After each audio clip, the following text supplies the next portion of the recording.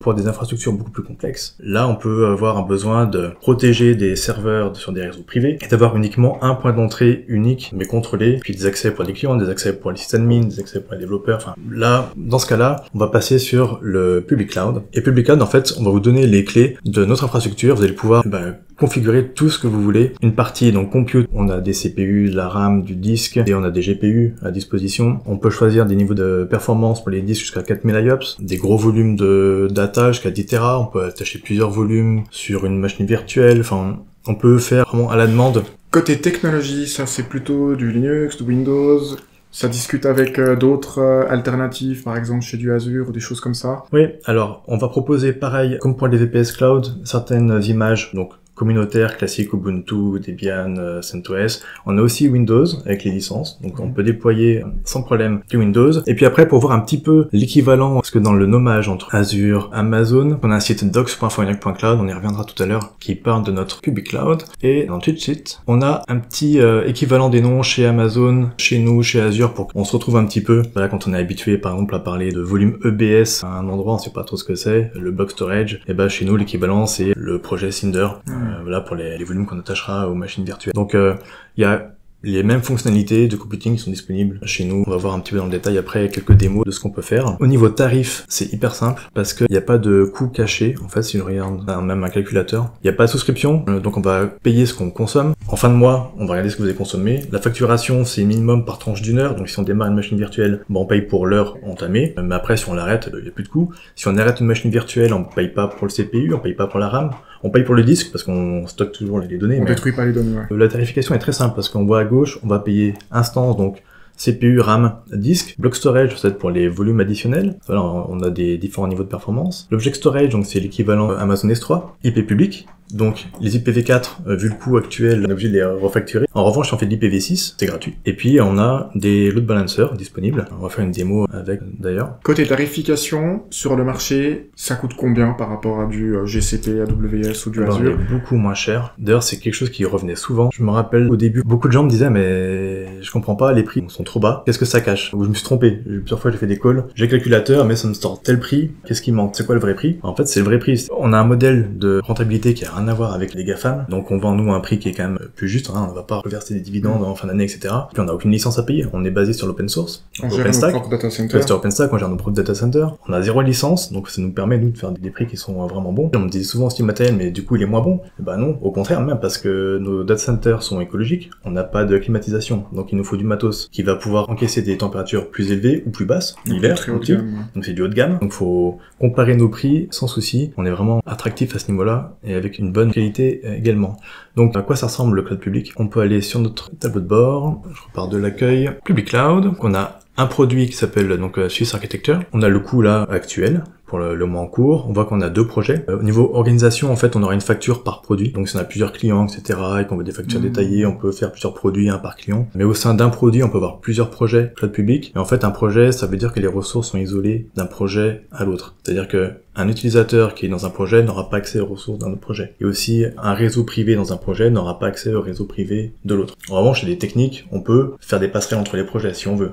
On peut avoir ce besoin-là. Mais il y a une isolation qui est faite au niveau des projets. Donc on a un projet et on peut se connecter à l'interface graphique. On peut faire plein de choses via l'interface graphique ou en ligne de commande. Là, on est d'accord, c'est un produit. Pour l'utiliser, c'est obligatoire d'avoir des compétences d'ingénieur système. C'est un profil sysadmin, donc en effet, ça va être pour migrer. On a beaucoup de clients qui ont du VMware. Quand arrive la fin de garantie, ils se posent la question, est-ce que c'est maintenant qu'on passe dans le cloud ou pas? Ça va être de reproduire toute une infrastructure en VMware dans le cloud. Donc là, en effet, il faut des compétences. Là, on est sur du sysadmin, architecture complexe, et c'est un autre profil, c'est sûr. Là, c'est le tableau de bord. On voit qu'il y a 2 instances sur 50. On a plusieurs niveaux de quota. Il suffit d'appeler le support et puis on passe d'un quota à l'autre. On peut voir les instances qui tournent. Donc j'ai démarré 2 VM de test. Il y a une VM qui est du Linux. On voit notre IPv4 public, IPv6, on a un Windows aussi, donc comme je disais on a les licences, on peut regarder la console, notre Windows est là, il est démarré. Je peux montrer comment en fait on crée par exemple une instance en quelques clics. Donc en fait pour faire un peu l'équivalent de ce qu'on a vu avant, les VPS Cloud qui sont directement connectés à Internet, on peut faire la même chose dans le cloud public. Test, on a plusieurs zones de disponibilité, aujourd'hui on en a 3. Donc le cloud public aujourd'hui c'est dans un data center avec 3 zones différentes, ce qui fait que s'il y a un souci dans les autres zones sont épargnées, il n'y a pas de problème. Et d'ici l'été, là on est en train de provisionner la deuxième région du cloud public, donc dans un deuxième data center. Donc là physiquement on aura 2 zones complètement différentes, 2 régions différentes. Si on met rien comme zone, ça prend au hasard. On peut choisir de démarrer depuis une image, un volume, je ne vais pas aller dans le détail, on fait le simple, on va voir les images qu'on nous propose par défaut, Linux, il y a du Windows aussi, on peut chercher Windows, voilà, Windows 2019, 2022, etc. Donc il suffit de choisir l'image qu'on veut, par exemple de Debian, hop, on passe à l'étape suivante. On va choisir notre profil, combien de CPU on veut, combien de disques, donc ça peut être un CPU, donc A1 c'est pour un CPU, RAM 2 Go, disque 20, donc 20 Go, on voit le détail là, je choisis ça. Donc on a plein de profils, on a des GPU, tout n'est pas disponible au début quand on crée un compte, on doit se protéger des crypto-mineurs, etc. Donc on peut avoir accès à certaines ressources. Si vous voyez pas des ressources, c'est pas qu'on les a pas, c'est que sont peut-être cachées, il faut pas hésiter à demander à un autre support. Et puis par défaut, on va avoir 2 réseaux disponibles, XNet1 et XV6 Only. En fait, ce sont nos réseaux publics mis à disposition des clients. Si je choisis le réseau XNet1, ma VM va automatiquement démarrer avec une IP publique V4 et V6. Et comme je disais, si on veut pas payer d'IP V4, parce qu'on n'en a pas besoin, on peut choisir le réseau V6 Only. Dans ce cas-là, notre VM va démarrer avec une IP V6 publique uniquement. Moi, je prends les deux. Là, après, on a d'autres options. On peut créer des ports par défaut. On a les groupes de sécurité, donc c'est la gestion des firewalls. Par défaut, tout est fermé. On peut même pas se connecter à un SSH, il va falloir l'ouvrir. Moi, là, par exemple, j'ai créé un groupe SSH, je peux le rajouter. Qui perd, ça va être la clé utilisée pour se connecter à la VM. Enfin, il y a d'autres choses qu'on peut faire, et puis on clique sur lancer l'instance. Je peux pas faire parce que niveau quota, je sais pas quel profil j'ai, et pour ma démo après, je voudrais pas consommer des ressources pour rien. Mais voilà, on clique, et puis on aura une VM comme celle-ci, démarrer sans problème. C'est commenter une VM, mais après on peut faire des choses beaucoup plus intéressantes. Donc je peux retourner sur notre site de doc pour montrer un petit peu ce qu'on peut faire. Donc là on va retrouver ce que j'ai montré, comment démarrer une VM, notre première instance, que ce soit en ligne de commande ou là comme je montrais via l'interface web. Mais on peut faire des choses beaucoup plus intéressantes, par exemple on peut faire des infrastructures un peu de ce genre là, et surtout on peut les faire de manière automatique. Le cloud public basé sur OpenStack propose le système de templating HIT qui va permettre de designer une architecture en se basant sur des templates. Donc c'est des templates, on peut regarder à quoi ça ressemble. Voilà, c'est du YAML, on va dire qu'on veut démarrer une instance avec telle description, telle image, tel CPU. La même chose que l'interface graphique qu'on a vue, mais en code. Et puis, en une seule ligne de commande, en fait, avec un template, on va pouvoir déployer toute cette infrastructure. Donc là, on a notre réseau public à gauche avec une IP publique V4 qui pointe sur un load balancer. Un load balancer, c'est le load balancer as a service chez nous. Donc, ça va déployer en fait 2 machines virtuelles qui vont être actives, passives et vont gérer l'IP public. Donc si jamais il y a un problème avec une VM, l'IP va basculer sur l'autre VM, donc on a une redondance à ce niveau-là. Et après, ce load balancer, on va pouvoir le configurer pour rediriger le trafic web, donc HTTPS ou SSH, vers un réseau privé. C'est souvent le design classique, on va rediriger derrière sur des VM qui, elles, ne doivent pas être exposées au public directement, comme des bases de données. Ou les serveurs web, on veut pas pouvoir accéder à un SSH directement, on va rediriger que le trafic 443. Et donc là, dans notre exemple, on a un serveur Apache qui va servir à WordPress, qui peut s'installer aussi de manière automatique parce qu'on peut passer des commandes en disant, si la VM démarre, une fois qu'elle est démarrée, on va exécuter telle commande.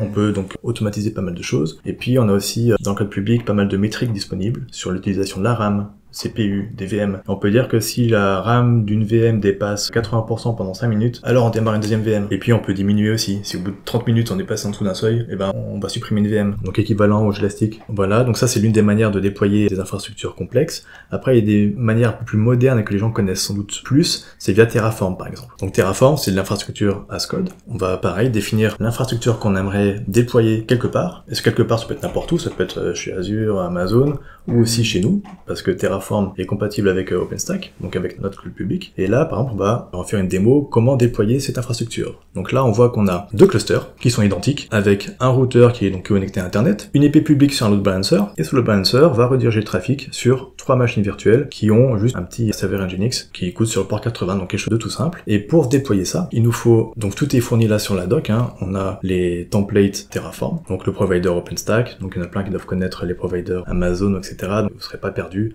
Et c'est la force d'OpenStack, on trouve énormément de ressources en libre sur Internet. C'est ça, c'est open source, donc aussi, si vous êtes déjà sur un cluster OpenStack, ça va marcher chez nous. Et puis, si on a besoin d'une infrastructure extrêmement redondante, il faut de toute façon le mettre sur plusieurs cloud providers. Il ne faut pas tout mettre chez nous ou ailleurs, donc on peut faire une fois son template et puis prendre un autre cloud provider compatible OpenStack. Ça marchera aux 2 endroits. Beaucoup plus de résilience et pas cette notion de vendor locking où on est coincé dans une technologie propriétaire. Là, on n'est pas bloqué. Pour expliquer rapidement, je ne vais pas faire un cours Terraform, mais juste montrer un petit peu à quoi ça ressemble. On peut définir des variables avec quel va être notre réseau public, quel va être le profil des machines virtuelles. Donc là, ce sera 2 CPU et 4 Go de RAM. Pour le cluster 1, pour le cluster 2, quel type d'image Donc là, ce sera du Debian. Combien votre serveur? 3. Ma clé SSH elle est ici. Puis après on peut créer les réseaux privés. C'est ce qui va permettre d'automatiser le déploiement de choses dont on a régulièrement besoin. C'est ça. Ces templates on peut les récupérer donc sur notre poste, on installe Terraform et puis après on peut aller, on va regarder cette vue là. Donc là on a juste 2 VM qui sont démarrés dans notre cloud public, qui sont là directement plugués sur le réseau public fourni par Infomaniac. On a une vue aussi comme ça. Et ce que je peux faire c'est que j'ai mon petit Terraform qui est là, avec les templates qu'on a vus sur le web. Et en fait, tout ce que je peux faire, une fois que j'ai téléchargé mes templates, c'est lancer Terraform. Il me dit qu'il va faire des choses, déployer l'infra, oui. Et si on regarde ici, on va voir apparaître petit à petit nos routeurs. Voilà, on a des choses qui apparaissent. Donc là, on voit nos 2 routeurs, cluster 1 qui vient d'être créé, cluster 2, je dézoome un peu. On a des réseaux qui sont en train d'être créés aussi. Ah, voilà. Donc là, on a nos 2 clusters avec nos 3 VM qui sont en train d'être construites. Donc si je vais sur Compute, on voit voilà qu'elles sont en train d'être construites, il y en a qui sont déjà up, là, on voit qu'elle est active, en fonctionnement. Si je clique dessus, j'ai une console, donc elle est en train de démarrer en fait, là. On voit vraiment la console, voilà, là elle est démarrée, donc en quelques secondes. C'est ultra rapide. Hein. C'est hyper rapide. Si je reviens, topologie du réseau, voilà, on voit Internet ici, un routeur, un réseau privé, à ce réseau, 3 VM, là qui sont démarrés. Alors on voit pas le load balancer, là sur la représentation graphique on le voit pas, mais le load balancer ça prend un petit peu plus de temps à créer, mais ils sont là, ils sont en train d'être créés. Mais on peut voir que si on va dans réseau, on a maintenant 2 réseaux privés qui ont été créés automatiquement. On a nos 2 routeurs, on a les groupes de sécurité, donc ça c'est le firewall. On peut gérer les règles, donc là dans notre template on a ouvert le port SSH, le port 80, le ping. On peut ajouter des règles, etc. Et donc, no load balancer, j'en ai un qui est actif là, il vient d'être créé, donc ça veut dire que j'ai mes 2 VM operating status, c'est que d'un point de vue infra, les 2 VM sont up, et operating status, c'est qu'il est en train d'être créé. Niveau applicatif, il est en ligne. Donc, on va regarder ce qui se passe.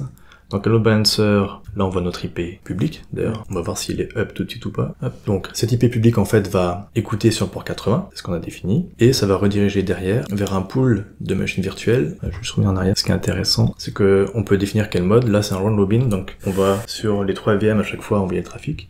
Ça peut être un autre mode. Et puis nos membres, ce sont nos 3 machines virtuelles qui écoutent sur le port 80. On voit qu'elles sont online et actives. Et donc si je vais sur l'IP que j'ai copié, voilà, on voit mon petit welcome page Nginx. Et puis si on veut faire la petite démo, on va voir comment ça marche le load balancer. Je peux arrêter une VM par exemple, ou la supprimer, peu importe, on va juste l'éteindre. Si je retourne sur load balancer, et on voit qu'on a un load balancer qui nous dit en mode dégradé parce que il y en a une qui est en erreur là. On dit celui-là il est en erreur, mais du coup le load balancer n'envoie plus le trafic. Donc voilà, petite démo. Alors peut-être quelque chose d'intéressant, ce serait de dire, savoir combien ça coûte. Les gens se demandent aussi par rapport à un serveur cloud managé, un VPS cloud, comment se situe un peu la gamme tarifaire. Le code public, ce sera le moins cher, parce qu'en fait, c'est là où il faut plus de compétences. Le curseur, il est toujours un petit peu là. C'est qu'est-ce qui est managé, pas managé, qu'est-ce qu'on fait pour le client, etc. Donc là, le code public, vous rentrez dans le magasin et c'est à vous de tout faire, vous êtes l'artisan aussi, quoi. Alors que le managé, vous payez un artisan qui fait pour vous, c'est un petit peu ça. Donc clairement, le code public, ce sera ce qu'il y a de moins cher. Et on peut faire le calculateur pour ce qu'on a déployé là, automatiquement. Donc on a vu qu'on a démarré 3 instances, 2 CPU et 4 Go de RAM, là. Donc je mets ajouter, il y en avait 6 en tout, parce qu'on avait 2 clusters. Ça, c'est plutôt une grosse config que t'es en train de faire, ou c'est quelque chose de moyen, de petit?